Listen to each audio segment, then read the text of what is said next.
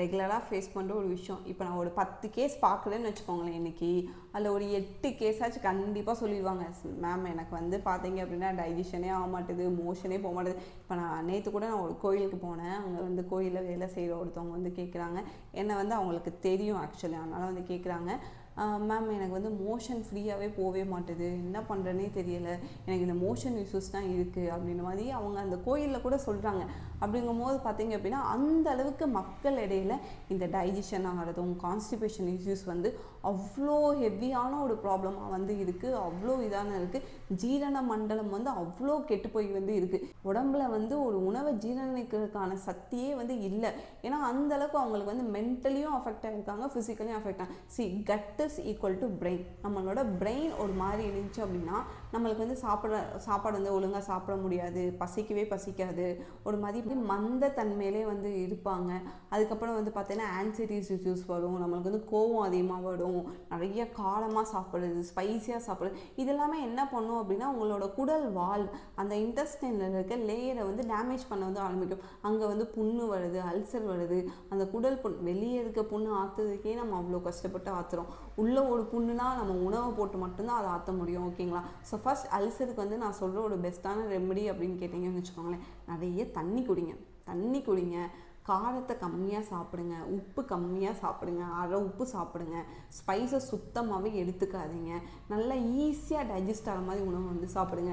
இந்த chicken mutton அது இதுன்னு ஹெவியான உணவுகள் வந்து சாப்பிடாம ஒரு 1 நாளில் டைஜஸ்ட் ஆகிற மாதிரி இட்லி சாப்பிட்றது, தோசை சாப்பிட்றது, சிறுதானிய தோசை சாப்பிட்றது, பாசி பயிர் சாப்பிட்றது, இந்த மாதிரி நல்லா இன்னும் அழகழகான உணவெல்லாம் வந்து எல்லாம் இருக்குது. ஸோ அதெல்லாமே சாப்பிடும்போது வந்து பார்த்தீங்க அப்படின்னா அல்சர் வந்து சூப்பராகவே வந்து சரியாகும், அவ்வளோ சூப்பராக வந்து இருக்கும். தேங்காய் பால் வேறு லெவல் ரெமடிங்க. தேங்காய் பால் நல்லா திக்கான தேங்காய் மில்க் எடுத்துக்கோங்க, அதில் ஒரு ஸ்பூன் நாட்டு சக்கரை போட்டுக்கோங்க, இல்லாட்டி கருப்பட்டி பனங்கள் கண்டு எனிதிங் நீங்கள் உங்கள்கிட்ட என்ன இருக்கோ அதை போட்டுக்கோங்க. ஏலக்காய் வந்து ஒரு மாதிரி கிள்ளி வந்து போட்டுட்டு அந்த தேங்காய் பாலை மட்டும் காலையிலங்க ஒரு 3 நாளைக்கு அப்படியே குடிங்கங்க, அவ்வளோ சூப்பராக இருக்குங்க, அவ்வளோ செம்மையாக இருக்கும். நீங்கள் காலை உணவாக வந்து வெறும் அரை மூடி தேங்காயும் 2 வாழைப்பழம் கூட சாப்பிட்லாம், அவ்வளோ சூப்பரான ஒரு உணவுங்க. அதாவது நம்ம கடவுளுக்கே வந்து நம்ம வந்து ஒரு தேங்காய் வாழைப்பழம் தான் நம்ம படைப்போம் இல்லையா? ஸோ நம்மளும் அந்த உணவை சாப்பிட்றதுனால நம்மளுக்கு எந்த விதமான கெடுதலும் வராது, எண்ணிக்காமலாம் போகவே போகாது, சூப்பராக சமைக்கும். ஏன்னா நிறைய ஃப்ரூட்ஸ் சாப்பிடணும், நிறைய பழங்கள் சாப்பிடணும், நிறைய காய்கறிகள் சாப்பிடணும். இதெல்லாம் சாப்பிட்டு தான் இந்த அல்சரை வந்து நம்மளால குணம் வந்து படுத்த வந்து முடியும். நான் சொல்ல 3 விஷயத்தை அவாய்ட் பண்ணிக்கோங்க. ஃபர்ஸ்ட் திங் என்ன அப்படின்னா அடிக்கடி டீ காஃபி குடிக்கிறத அவாய்ட் பண்ணிக்கோங்க. பால் வந்து அல்சருக்கு வந்து ஆகாத ஒரு உணவு, ஸோ அதனால் பால் சாப்பிடாதீங்க. கேர்டு வந்து ப்ரோபயோட்டிக், ஓகேவா? கேர்டு வந்து முக்கியமாக ஆகிற உணவு, ஓகேவா? ரெகுலராக உங்கள் டயட்டில் வந்து கேர்டு வந்து இருக்க மாதிரி பார்த்துக்கோங்க. மோர் அதை விட சிறப்புங்க, அதாவது கடைஞ்ச மோர் வந்து குடிக்கிறது வந்து அவ்வளோ சூப்பராக வந்து இருக்கும். ஸோ அந்த மோரை வந்து ரெகுலராகவே வந்து எடுத்துக்கோங்க.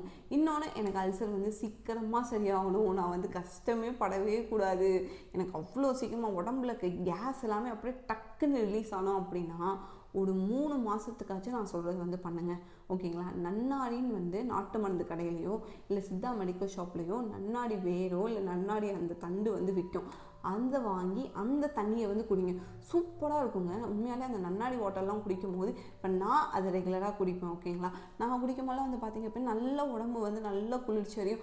யூரின்லாம் வந்து பார்த்திங்க அப்படின்னா அவ்வளோ சூப்பராக அவ்வளோ ஃப்ரீயாக வந்து போகும், அவ்வளோ அருமையான ஒரு விஷயங்க. ஸோ நன்னாடி வாட்டரே வந்து பார்த்திங்கன்னா நீங்கள் 1 to 3 months வரைக்கும் ரெகுலராக குடிச்சிருந்தீங்கன்னா அதுவே உங்கள் உடம்பு நல்லா குளிர்ச்சி பண்ணும், உடம்புல இருக்க எல்லா இம்பேலன்ஸ் ஸ்டேட்டையுமே பேலன்ஸ் பண்ணி விடும், பித்தத்தை வந்து சமப்படுத்தும், ஓகேங்களா? இப்போ பித்தம் வந்து அதிகமாக இருக்கனாலையும் பித்தம் கம்மியாக இருக்கனாலையும் தான் இந்த அல்சர் பிரச்சனை, சரியாமை, வயிறெரிச்சல், நெஞ்செரிச்சல், ஏப்பம் வந்துகிட்டே இருக்குது, மோஷன் கிளியராக போகாமல் இருக்கிறது, இந்த மாதிரி எல்லா பிரச்சனையுமே வருதுங்க இல்லையா? ஸோ பித்தத்தை நம்ம கரெக்டாக பேலன்ஸ் பண்ணாலே சரியாக. ஸோ இந்த நன்னாடி வந்து என்ன வேலை செய்யும் அப்படின்னா உங்கள் பித்தத்தை வந்து பேலன்ஸ் வந்து பண்ணும். பித்தம் பேலன்ஸ் ஆகிட்டாலே மீதி இருக்க எல்லா விஷயங்களுமே பேலன்ஸ் ஆகிடும். ஸோ இந்த நன்னாடி வந்து சாப்பிடுங்க. சீரகம், அதாவது சீர் ப்ளஸ் அகம், ஓகேவா? நம்மளோட ஃபுல் பாடியுமே சீராக சரி பண்ணக்கூடிய ஒரு சக்தி இருக்குது அப்படின்னா அது வந்து சீரகத்துக்கு தான் இருக்குது. அதனால தான் நம்ம வந்து சமைக்கிற எல்லா உணவுலையுமே சீரகம் வந்து போடுவாங்க. சீரகம், சோம்பு வந்து டெஃபினட்டாக ஆட் பண்ணுவாங்க.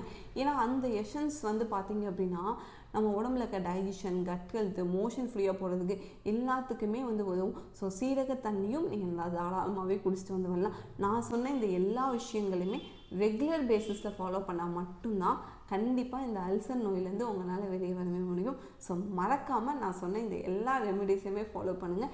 டெஃபினட்டாக நல்ல ரிசல்ட்ஸ் வந்து கிடைக்கும்.